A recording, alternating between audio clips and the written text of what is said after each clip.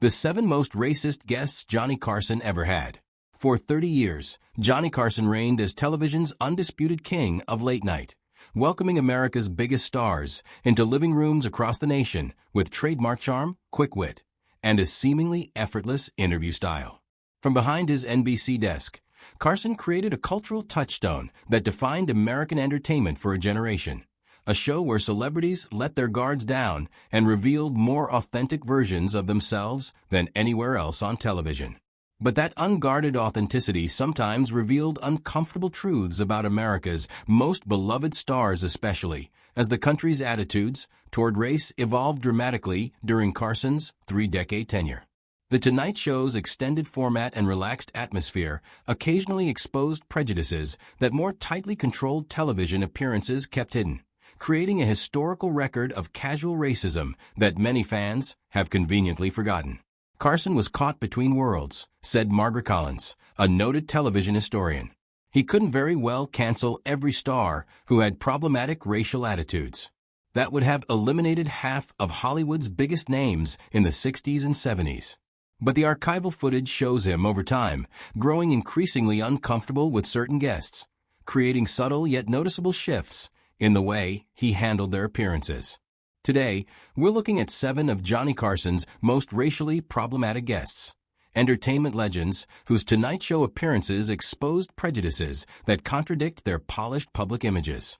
Their moments on Carson's couch expose not just the biases of their era, but also how America's understanding of racism evolved during the formative decades of television. First, John Wayne. America's cowboy John Wayne came closer to personifying American mythology than perhaps any other figure. His rough film persona celebrated frontier justice, aggressive masculinity, and unyielding patriotism. For many years, one of Hollywood's most bankable stars, Wayne represented an ideal of Americanness that captured the hearts of millions of movie watchers. His Tonight Show appearances usually celebrated this carefully managed image, as Carson treated him with the respect given to a living legend. But behind Wayne's iconic screen presence lay political and racial views that clashed with the more inclusive ideals that were gaining traction during Carson's tenure. Those views burst into public consciousness with a notorious 1971 Playboy interview, in which Wayne expressed sentiments that went far beyond conservative politics and into overtly racist territory. Entertainment journalist Thomas Henderson referenced the most infamous quote from that interview, in which Wayne said he believed in white supremacy until black Americans were educated to a point of responsibility. This was not some sort of ambiguous comment or something that could be written off as a misunderstanding. It was a clear endorsement of racist ideology from one of America's most celebrated stars. Other statements were even more disturbing, such as Wayne's support of European colonizers who took Native American land and his rejection of the idea of systemic racism in Hollywood. All these comments ran against Wayne's public persona of fairness and just behavior. Henderson added that Carson had gotten to interview Wayne before and after the Playboy interview came out, raising the question of how Carson handled having a guest whose views on racism had become so widely public. Archival footage of Wayne's Tonight Show appearances reveals subtle shifts in Carson's demeanor after the interview. He was still polite and professional, but his body language and conversational tone became more constrained. The easy camaraderie of earlier interviews gave way to a slightly cooler, more formal dynamic that attentive viewers could sense. As television historian Margaret Collins noted, even though Wayne never uttered anything overtly racist on the air, knowledge of what he had said hung over their later interactions. Carson did not confront Wayne directly. That was not his style, at least with older stars he admired. But the tone unmistakably changed, and the warmth that once characterized their conversations drained away. It was Carson's approach to Wayne that reflected the broader balancing act he perpetuated throughout his career. He acknowledged shifting social standards without publicly challenging Hollywood icons. Without banning him or openly attacking him, Carson established emotional distance while offering professional courtesies. By doing so, he could acknowledge the tension without making it the center of the show. These appearances on The Tonight Show epitomize a growing challenge in evaluating historical figures with public legacies that run alongside documented racist views. They press audiences to balance his massive, undeniable cultural influence with the damaging beliefs he proudly supported. Carson never resolved the contradiction fully, but his quiet shift in demeanor offered a subtle acknowledgement of the discomfort created by the comments of Wayne. Number 2. Bob Hope. When the comedy legend Bob Hope appeared on Johnny Carson's Tonight Show, he represented the establishment of American humor. He was a living bridge from vaudeville and early radio to the USO performances that made him beloved across generations. His patriotic credentials, tireless tours entertaining American troops, and grandfatherly public image earned him a special place in American culture, one that often shielded him from scrutiny over the racist elements that marked much of his early work. According to entertainment historian Robert Thompson, Hope had a long history of racist jokes, blackface routines, and caricatured Chinese accents during the early decades of his career. He rose to fame at a time when these forms of humor were considered normal in mainstream entertainment. Like many comics of his generation, he built parts of his success on stereotypes that would be completely unacceptable today. Unlike some performers who later recognized that older material was racist, Hope resisted the changed cultural norms related to race. Confronted by criticism about the racism in his earlier humor, he generally spoke dismissively of such criticism rather than reflecting on the harm it caused. According to Thompson, Hope would not apologize for older routines, but felt that they were products of their times. The attitude is one shared by many older entertainers who believed that this new racial sensitivity was no more than political correctness gone awry and had little to do with valid criticism of hurtful stereotypes. More disturbing, though, was Hope's continuing reliance on racist jokes well into the era when mainstream comedy was beginning to turn away from that kind of material. While he softened the most overtly racist elements of his early work, he continued to depend on ethnic stereotypes in televised celebrity roasts, public appearances, and even in some of his Tonight Show interviews. A former NBC executive remembers that as late as the 1970s and 80s, Hope would sometimes slip a racist joke or two into his Tonight Show appearances. Usually, Carson would reply with a tight smile or change the subject rather than play along with the joke. For those watching closely, such tiny reactions betrayed his unease. Carson had an especially hard time with Hope's appearances due to the status of the older comedian as an icon, and due to his respect for the man's contributions to entertainment. Without approaching Hope about the racial attitudes of his humor being outdated, Carson used subtle ways to change the subject. He remained professional while signaling, very quietly, that old jokes no longer fit the cultural moment. As one onlooker remembered, Johnny smiled, but he knew the old jokes weren't funny anymore. His tight smiles and topic changes caught him in a complex balance, honoring a legendary figure while silently recognizing that parts of Hope's comedy had become injurious and inappropriate. Number 3. Charlton Heston was a Hollywood conservative, finding his place within American culture during his appearances on The Tonight Show. During his career, he made films that range from biblical epics, such as The Ten Commandments and Ben-Hur, to science fiction movies like Planet of the Apes and Soylent Green. His resonant voice and physically imposing frame made him one of the more instantly identifiable actors of his generation. As he grew older and more politically vocal, his public persona became inextricably linked to conservative activism, including issues that intersected with race. H's political involvement grew more intense with his association with the National Rifle Association, through which he came to be their president. His rhetoric grew to represent, during this time, positions that many of his critics saw as dismissive of the civil rights movements and structural racism. According to political analyst Jennifer Washington, H often positioned civil rights activists as complainers, framing racism as an issue from a bygone era, rather than one endemic in current structures. These positions made the guest appearances of Carson's later years much more difficult to navigate.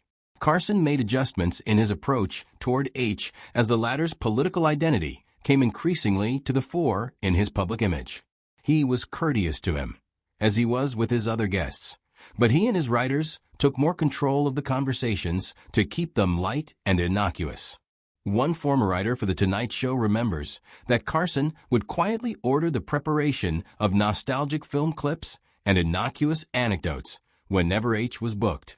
Johnny knew H was increasingly likely to steer conversations toward his political opinions, some of which included racial perspectives that might alienate viewers. Carson's goal was to keep the show entertaining and avoid turning it into a political battleground. Backstage, however, H's remarks were occasionally far cruder. Washington said that off-camera, he sometimes made disparaging remarks about civil rights leaders, and a number of those remarks crossed the line into racially stereotyped comments. The production staff were concerned about these private remarks because they were in such contrast to the dignified authority he could command on camera. Those views seldom broke the surface directly in his Tonight Show interviews, but knowledge of them kept Carson's manner with the actor increasingly cautious, polite but clearly restrained.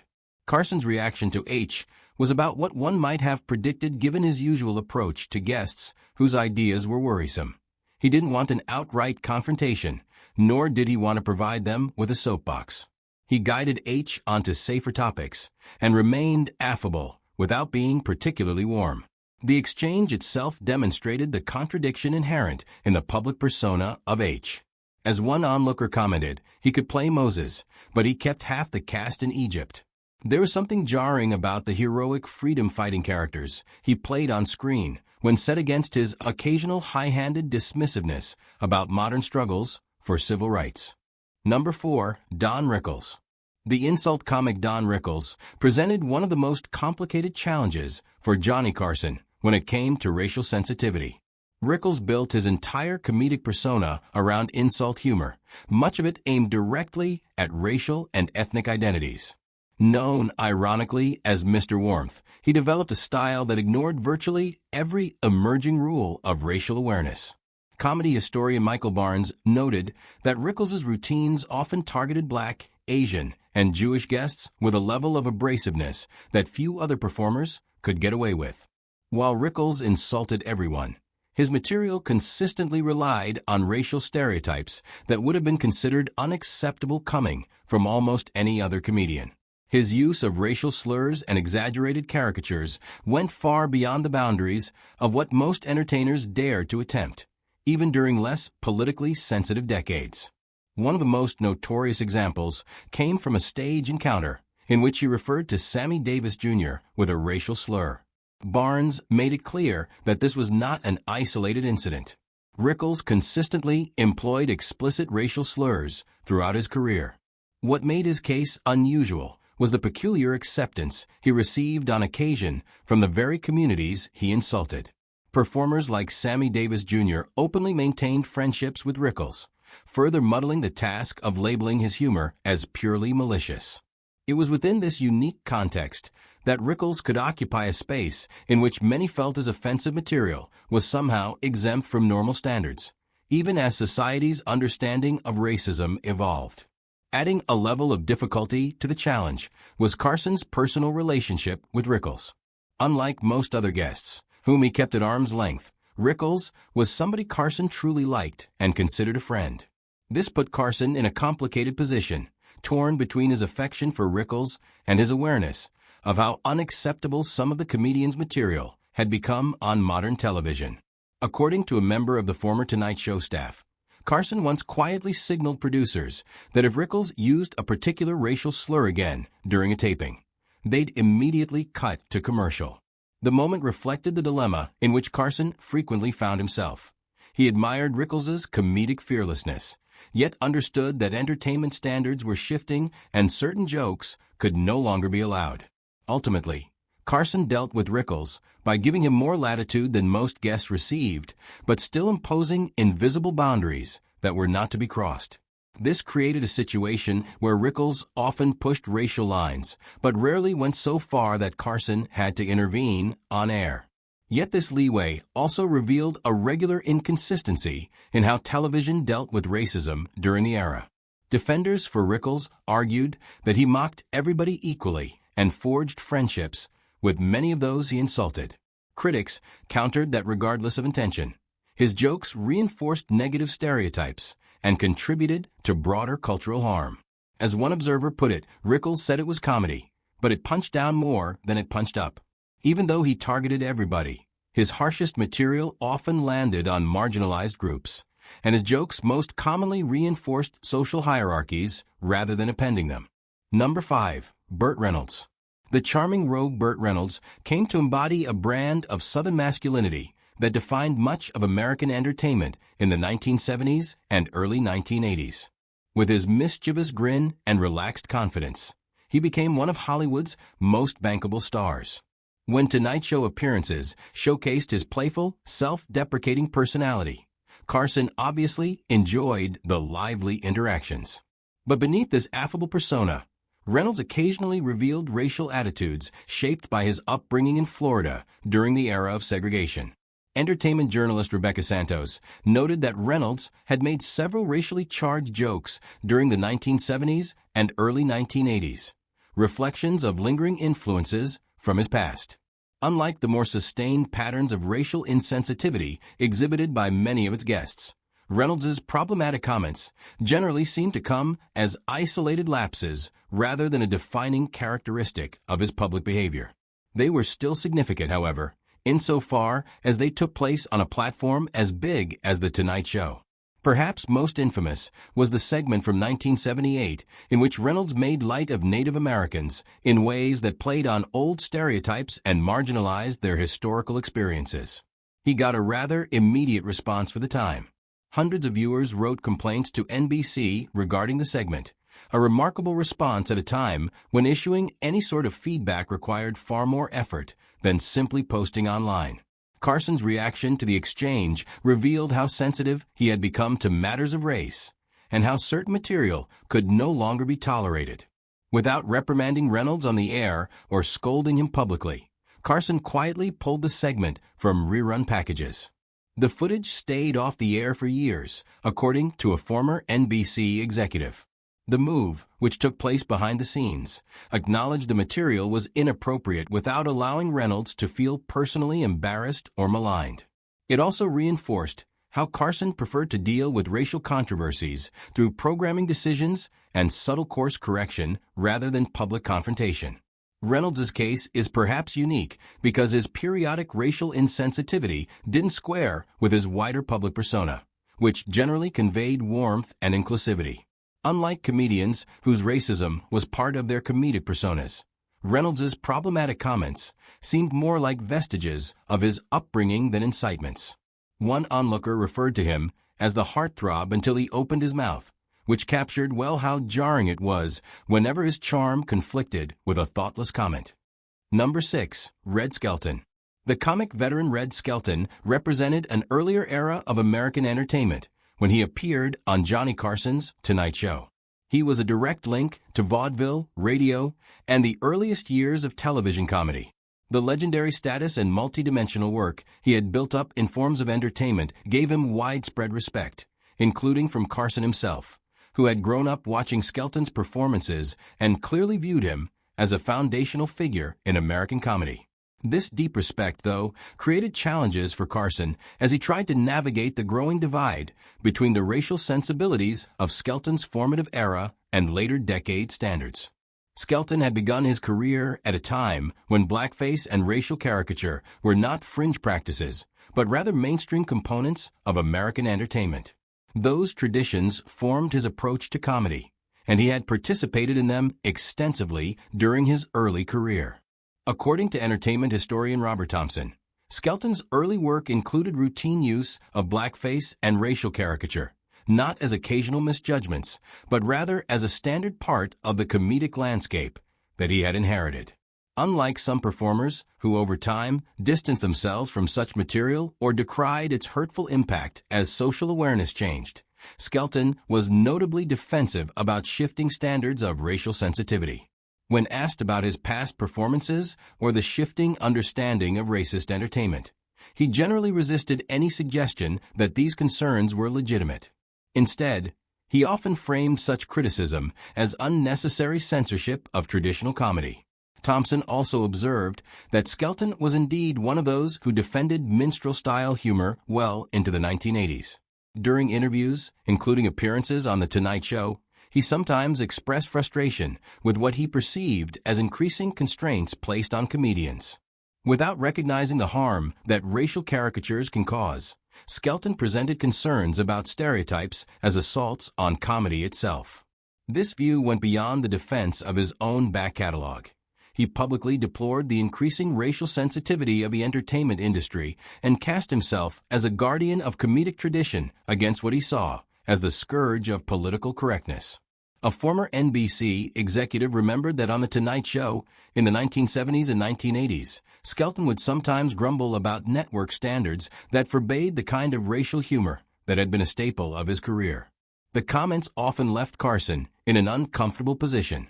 While Carson had enormous respect for Skelton's influence on comedy, he knew that many of Skelton's attitudes had become increasingly incompatible with his audience.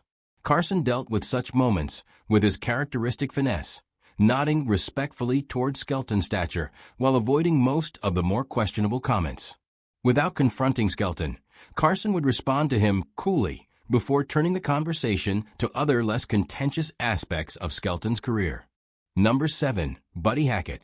The unapologetic throwback, Buddy Hackett, presented a different but equally complex challenge for Carson. Hackett was a comedian whose style remained firmly rooted in an earlier era of American entertainment despite rapidly evolving standards around him.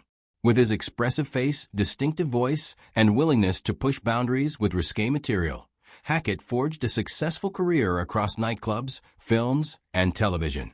Yet, racial humor remained a consistent element in his comedic identity. Comedy historian Michael Barnes said that Hackett frequently told racist jokes both on and off the air. Hackett never mellowed his material like performers who did over time. He used the same stereotypes, ethnic accents, and racially targeted jokes that he had relied on since the beginning of his career. This made him an increasingly uncomfortable guest on The Tonight Show as American awareness of racial sensitivity developed. What made Hackett different from other problematic guests was the defiant, deliberate nature of his racial material. Where some entertainers slipped into outdated remarks because they were used to a different time, Hackett embraced these jokes wholeheartedly as an aspect of who he was as a comedian, refusing to change as the world did around him. Barnes added that Hackett had been known among fellow comics as the man who never stopped telling World War II-era slurs. Most comedians of his generation gradually updated their material as norms shifted, but Hackett remained anchored to an earlier comedic framework. To younger comedians, his approach increasingly seemed harmful and out of place within a changing entertainment landscape. How Carson dealt with Hackett reflected one of the tightropes he walked throughout his career, honoring comedy's history and yet placating changing social mores. Carson neither blacklisted Hackett nor gave him full license on the program. He instituted guidelines that tightened as the times did. According to one former Tonight Show staffer, when in the mid-1970s a routine inspired an avalanche of viewer protests, Carson laid down the extraordinary edict explicitly forbidding Hackett to do certain routines. This more direct intervention signaled how exceptional Hackett's resistance had become. Even then, Carson avoided public confrontation. He continued to allow Hackett to appear, but required him to eliminate his most offensive material. This approach reflected Carson's broader method of maintaining ties to comedy's past while adapting to new ethical standards. Hackett represented a performer who had belonged to a different time and refused to leave it. His comedic identity was inextricably tied to racial stereotyping. Meaningful adaptation would have required a complete reinvention rather than minor adjustments. Carson's negotiation of these cultural tensions contradictory, as it inevitably represents the transitional quality of American television in the latter half of the 20th century. The Tonight Show, under his guidance, neither fully confronted nor ignored the racial issues at the heart of entertainment history, but occupied instead the ambiguous middle ground that defined so much mainstream television during a period of great but incomplete social change.